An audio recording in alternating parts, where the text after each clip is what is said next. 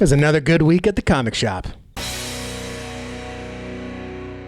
Howdy, American Texan here, and I love comic books and talking about comic books. And if that's you, you want to talk about the stories, the art, and everything good inside of the books, this is the channel to follow. Other channels will talk about the drama and the stupid things that some artists and writers do. We let them talk about that. We just focus on the comics. And if that's you and you want to nerd out with me, by all means, subscribe down below. It's Wednesday, January 7th, and I just got back from my comic shop, and as you saw, I got quite a few things. Starting with what I got on consignment. Actually was not a comic. We got Blood Bowl. This is a game that I learned about sometime last year when I was looking at new games to get into, and 40K was just pretty daunting. And even though I tried to get into, that army tabletop gaming, didn't really speak to me. However, I love the theme of an all-out blood brawl on a football field. This just sounds like a lot of fun. Now, this is used, but all the pieces are there. It's very well taken care of. I'm actually excited to have this, and I hope to play it one day.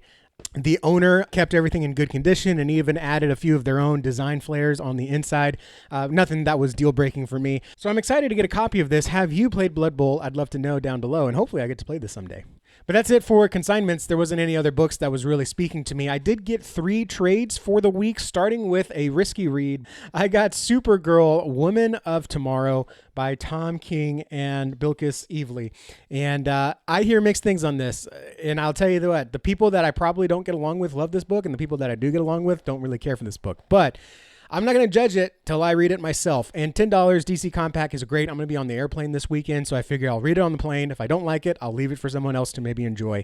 But I don't want to go into the Supergirl movie judging it off of book that I never read. And again, at $10, you just can't beat this price. So I'll check it out and let you know what I think.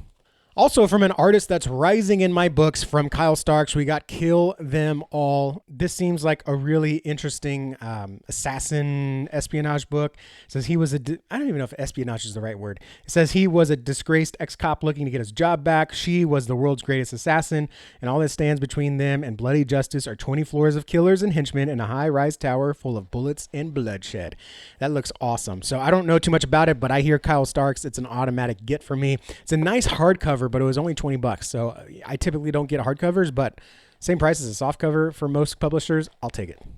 And then lastly, we got Criminal Volume 10. I am continuing to get the Criminal reprints. This one is the thickest of them all. I did notice on the back it's starting to talk about the series coming up for Amazon Prime.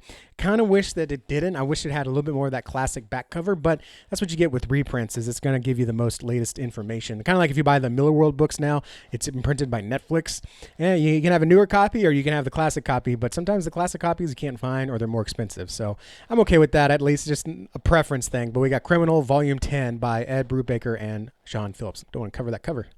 Now moving on to Marvel, or at least where I usually talk about Marvel. No ongoings coming out this week that I'm pulling from Marvel. No number ones. Seems to be more and more the case these days with Marvel. But I did get a couple of facsimiles that are kind of Marvel. We got number 1 facsimile Spider-Boy Team Up. This is the Amalgam universe, but it is the combination of Marvel and DC characters. So this is combining, I believe, Spider-Man and Superman. I could be wrong on that because I haven't read many Amalgam books, but the one that I have read so far was awesome. So I'm definitely going to get these, especially because I missed out on the hardcover omnibus of the Amalgam re-release that came out last year or 2 years ago. Very hard to find, very expensive. So if they keep coming out with these facsimiles, I'll still be happy.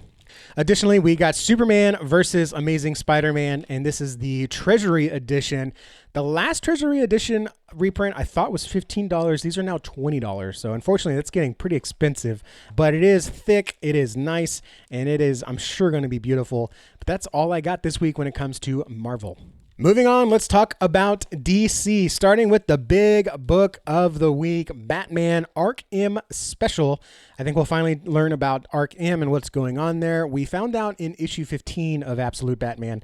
I guess I should have led with that. Absolute Batman Arc-M Special. But we find out a little bit more, I think, about what's going on in Arc-M. I believe in Absolute Batman 15, we found out that Joker is kind of in charge of all that experimentation, and maybe he's taking what's happening in Arc-M and applying it to his own grotesque body horror. The introduction of Arc-M was a little cheesy, I thought, but where they took it and how they've been implementing it, especially with the Bane stuff in the last story arc, I've actually enjoyed. So they have turned me around on that. So I don't think that just because because you don't like something doesn't means that you have to always not like it. Then we got DC KO Night Fight. This is another one that I read the first one and I was like, well, at least the art is good. And then I read the second one and I was like, oh, this looks awesome. And so now we've got more. It looks like we've got Batman versus Jason Todd. In the last one, issue 2, spoiler if you haven't read it, Batman kind of turns into Clayface. So he's in some kind of alternate reality, but Batman, I think, has figured out how to manipulate it. I don't know. We'll see what happens, but I'm liking it so far. One that I'm a little lukewarm on is Batman Green Arrow, The Question Arcadia, issue 2. I really, really liked the illustrations of issue number 1, but the story, that it was a little back and forth. I thought it could have been better. I thought maybe it kind of told a little bit of the same story that we keep hearing over and over again. Rich people are bad and they're doing bad things and all this stuff. And then Batman becomes a henchman kind of thing. I'm thinking there's more to that that's going on behind the scenes that maybe issue 2 will shed some light on. Like I said, the art is good enough. I'm going to go ahead and check out issue 2, but hopefully the story can get better. That's by Gabriel Hardman. And then we've got Adventures of Superman, Book of L, issue 5. I still have not caught up on the PKJ Action Comics to read these, so these are just sitting on my stack there waiting for me to get through the trades of Action Comics by Philip Kennedy Johnson so I can finally figure out what's going on, because I read issue 1 of Adventures of Superman, Book of L, and I was totally lost. So I trust PKJ. I really enjoy what he does. I've read more books that I like from him than books that I haven't. This will just stay on the stack. And then one of my favorites to just turn off my brain and enjoy, that is Teen Titans Go, number 11. We've got the team on the cover. Looks like they're playing a dice game, and Cyborg is saying, why do we even have game nights? I like to read it last on the stack because it just kind of rinses out your mouth and you don't have to think too much. You just enjoy it, have fun with the medium. And lastly, we've got a few indies here, starting with one that was an impulse buy at the shop. We've got Hank Howard's Pizza Detective in the Two Hollywoods. Man, that's a title. But this one is from Bad Idea Comics, Robert Venditti. I like a good detective story, a little noir story, and I saw this in the shop. I believe there was one other issue before this, but when I looked it up to see more about this issue, the reviews were already really good. And I just did a quick scroll through the reviews, and they were all hitting the keywords that I like. So I went ahead and got it. I'm not sure what to expect, but I'm looking forward to reading that story. And then also not a number 1, but I haven't read number 1, again, from Kyle Starks, who I've enjoyed so far. This is The Devil on My Shoulder, issue 2. And again, I don't know too much about it, but I had Kyle Starks. I've heard good things about number 1, so I'm going to check this one out, and I will finally get through issue 1 and 2 this week. And The Phantom, number 4 from Mad Cave Comics. Man, this has been the surprise hit. I have absolutely loved The Phantom and the way that it's being illustrated, the way that it's being told with the gang members taking over, or the drug runners, however you want to describe them, taking over Phantom's village, and how he's got to stealth through the forest to make sure that the bad guys don't do bad things. But then, every answer that the Phantom has, the bad guys have.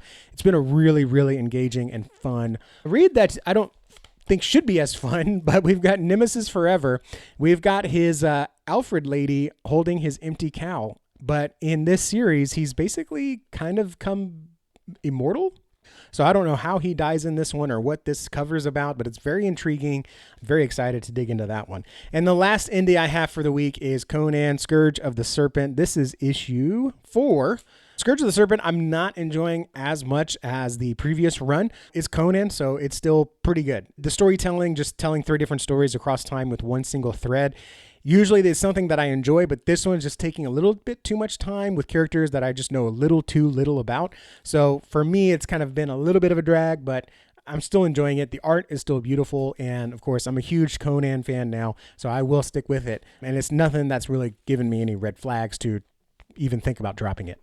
So a much more manageable stack this week. I'm not reading 50 books, but I do have at least a dozen that I look forward to reading. Thank you guys for watching. If you want to see me talk about these books and what I think, I barely like calling them reviews. So I say, let's talk Big 2 and let's talk indies. Then subscribe. I will do the Big 2 review hopefully on Friday. I am traveling this weekend, so I will be super busy. I may have to put out 2 videos Monday. But if you want to follow up and talk more about these books and see what I think and nerd out in the comments below, by all means, subscribe and like the video if you like the video. That helps me out a lot. Again, I appreciate your time and attention. It all means the world to me. Thank you guys for watching, and I'll see you all in the next video. Adios.